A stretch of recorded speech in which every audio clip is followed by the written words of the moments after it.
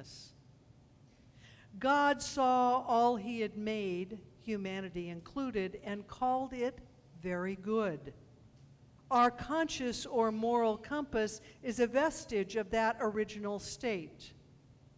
Whenever someone writes a law, recoils from evil, or praises good behavior, he or she is confirming that we are made in God's own image. Socially, humanity was created for fellowship. This reflects God's triune nature and his love. In Eden, humanity's primary relationship with God implies fellowship with God. Also, God made the first woman because it was not good for man to be alone. Every time someone marries, makes a friend, hugs a child, or attends church, he or she is demonstrating we are made in the likeness of God. We were all wonderfully made in tune with the infinite and as one with Spirit. Regardless if we are disabled, an African American, the police officer who sat on George Floyd, the 9/11 terrorists, the folks who stormed the Capitol on January 6th, or those who are crossing the Rio Grande illegally, we are all made wonderfully in the image of God. It is what we choose to make of our image and God's creation that may differ from Spirit's original intention. And remember that the only way God has of experiencing life is through each and every one of us. A minister was taking his young son to a baseball practice one day, and as they were driving along, his son asked a very deep and serious theological question. He was young, and he asked the question while he was still seated in the back seat in his safety chair strapped into the back of the VW.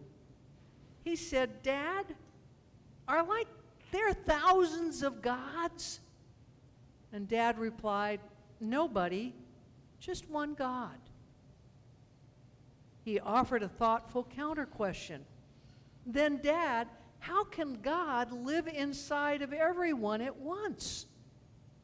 The minister and Dad struggled for a few minutes with how to respond to that. How do you explain the complexity of God to a child who does not yet grasp metaphors or mystery? Well, a little piece of God lives in all of us. "Wow!" And then without missing a beat, he said, "Cool! I have dibs on the head." In his concrete mind, that made sense. He was not really totally off. We do not carry the physical pieces of God within us, but we do carry parts of God's nature within us. Each of us is capable of representing aspects of God. For example, we carry God's wisdom within. We are capable of making wise decisions. We can all give unconditional love. Each of us has kindness and goodness inside of us. We can come up with creative solutions to our problems or our challenges. There are so many God qualities within each of us, and yet we fail to see that, or in the instance of some, we fail to use those qualities for the good of everyone. In order to understand how in tune we are with the infinite, with the divine, with Spirit, we must be willing in our spiritual practice to ask to be taken down deep. We must ride that elevator down into the darkness to shed light on what we haven't seen, and know consciously about who we are and ourselves. And indeed, that can be a scary thing. It sheds lights on parts of ourselves at the depth we may not want to face. And yet when we begin to see the light, when we begin to explore ourselves at a greater depth, oftentimes fear rises up. And when we're afraid of a more intimate relationship with the light, with God, fear sets in because we have a deep attraction to the darkness, which we feel more comfortable with. After all, that's what we've lived with most of our life. And yet we have to give the gift of healing and wholeness to ourselves. We begin the process of spiritual growth and wholeness. And if we don't give to ourselves, how can we possibly give to others in a way that is loving and kind and compassionate like God? But once we ask ourselves to go deep within, once we surrender to a greater depth of self-spiritual understanding, then the next question has to be, why am I here now in this moment and time? Reveal to me why I was created in this moment in time. Show me the path at the fork in the road that will expand my spiritual being and my knowledge. I don't know about you, but I don't want to have an ordinary life. In my book, not having a spiritual practice is having an ordinary life. I want to know how deep I can take the down elevator into uncharted places within my soul. I want to discover just how much I am willing to shed the darkness into God's light. I want to heal the wounds of the past and not just put a Band-Aid on them, so I can be the presence that God has called me to be. And part of that challenge, part of why we sometimes run, is because of our soul, indeed is because of our consciousness. According to Charles Fillmore, the founder of Unity, in man the soul is the many accumulated ideas back of his present expression. Everything we experience is meant for our awakening. It is meant to make us more in tune with God.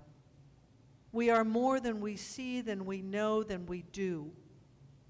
We are not ordinary unless we choose to be.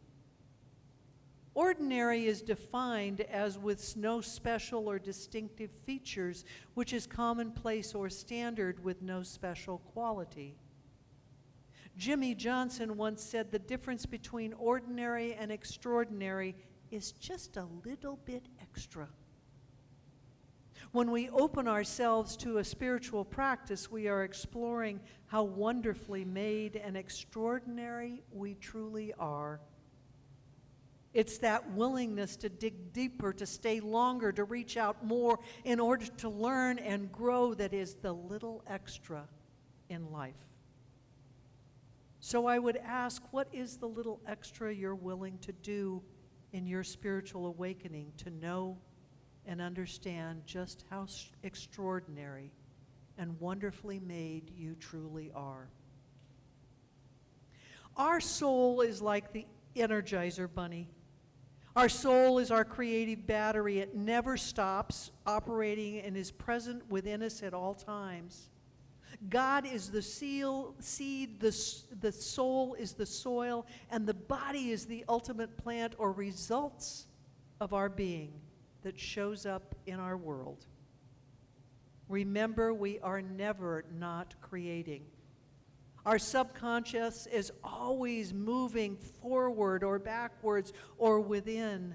You see, God is always planting marvelous seeds within our creative mind. And everything we experience is meant for our awakening.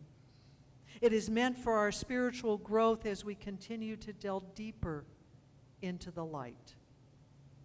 If you were to ever come to my home, you would find about 60 rose bushes. Yes, I take after my parents.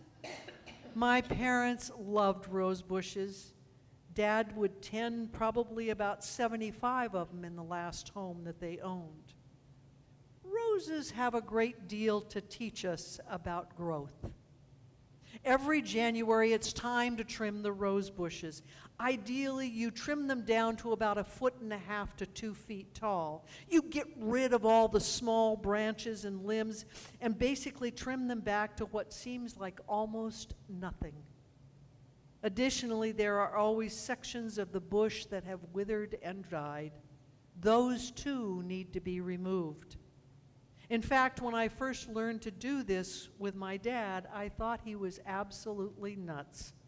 How was this bush ever going to grow to produce more roses again? What you come to understand, however, is that the greater the trimming, the greater the cropping of rose will be in the spring. The rose bush needs to be trimmed to have greater growth, just like each of us must be trimmed and what no longer serves us. We must let go of what is dead wood in our life. And then in the spring, as new branches start to grow, tiny buds begin to flourish on the new branches. And then something unique begins to happen. As Annis Nin put it, and then the day came that the risk to remain tight in a bud was more painful than the risk to bloom. And we're like the rosebud that comes every spring. When we live in the darkness and are afraid to experience the light, we stay tight like that rosebud. In fact, sometimes it takes a spiritual crisis to wake us up. A spiritual crisis is caused by mismanagement of our own power. We're afraid to let the rosebud that lives within us bloom and blossom. We fear going to the divine light. We must be honest not only with others, but with ourselves as well. If not, we are out of integrity and we betray ourselves and others. Sometimes this is caused by a lack of trust of ourselves, which in essence means we don't trust God. Because after all, we are made in God's image. And I don't think we can fully know who we are when we lack trust. There's a sign on my desk pad. It says, "Speak from your heart, Eileen, not from your head." So often that is where our spiritual challenges of growth are, in our head.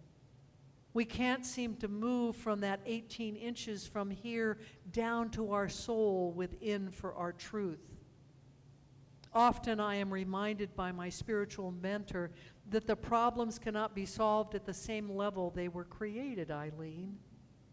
We have to be willing to let go of our head and listen to the guidance of the divine within.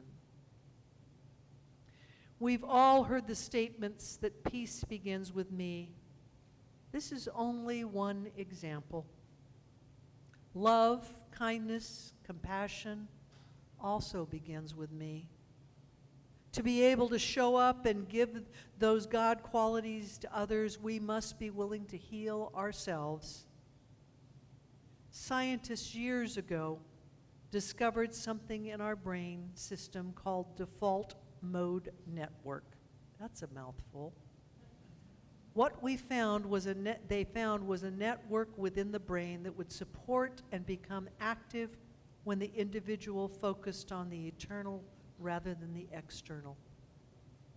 When we are willing to look within, we are spiritually supported, and spiritual growth transpires by our own inner body, magnificently created by the divine.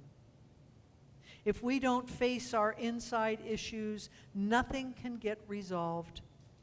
And when we fail to move to the light, we fail to heal our separation from others and live in duality.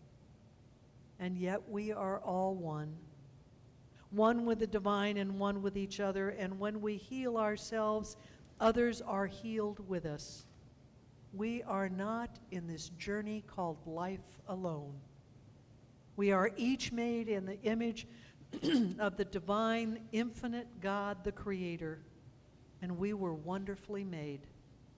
We are here to grow together, to love and be kind to one another, to heal our inner challenges, and to move away from the darkness and into the light divine. We are here to build bridges and heal our separation from each other and from God. What step can you take today that will make that happen? This is the truth in my life, and this is the truth in yours, and so it is. Amen.